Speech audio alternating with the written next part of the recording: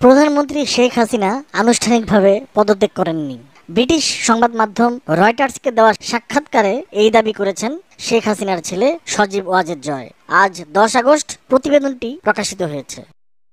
জয় এখন আমেরিকায় অবস্থান করছেন। ওয়াশিংটন থেকে ব্রিটিশ সংবাদ মাধ্যমটিকে তিনি বলেন, আমার মা আনুষ্ঠানিকভাবে পদত্যাগ করেননি, তিনি সেই সময় পাননি। তিনি জাতির উদ্দেশ্যে ভাষণের পর পদত্যাগপত্র জমা দেওয়ার পরিকল্পনা করেছিলেন, কিন্তু ততক্ষণে বিক্ষোভকারীরা গণভবনের দিকে মিছিল নিয়ে আসতে শুরু করে, ফলে সময় ছিল না।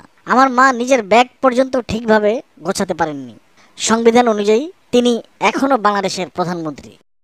রাষ্ট্রপতি মোহাম্মদ শাহাবুদ্দিন যদিও সেনাপ্রধান ও বিরোধী রাজনীতিবিদদের সঙ্গে আলোচনা করে সংসদ ভেঙে দিয়েছেন, কিন্তু প্রধানমন্ত্রী আনুষ্ঠানিকভাবে পদত্যাগ না করায় অন্তর্বর্তী সরকারের শপথকে আদালতে চ্যালেঞ্জ করা যেতে পারে বলে মনে করেন জয়।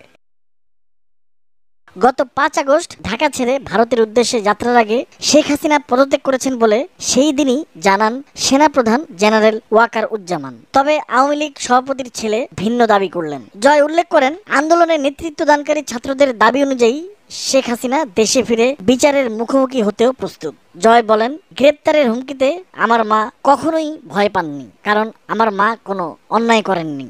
তার সরকারের লোকেরা বেআইনি কাজ করেছে মানে এই নয় যে আমার মা সেসব আদেশ দিয়েছেন কিংবা তিনি এসবের জন্য দায়ী। বৈষম্য বিরোধী ছাত্র আন্দোলনে আইন শৃঙ্খলা রক্ষাকারী বাহিনীকে গুলি চালানোর অনুমতি দেওয়ায় সরকারের কারা দায়ী সেই বিষয়ে অবশ্য রয়টার্সকে দেওয়া সাক্ষাৎকারে কিছু বলেননি জয়।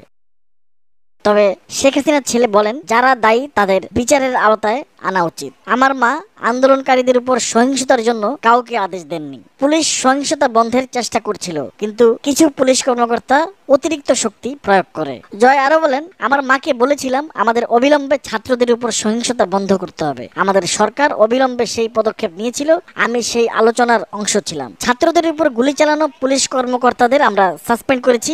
আমাদের পক্ষে যা যা সম্ভব ছিল সবই করেছি।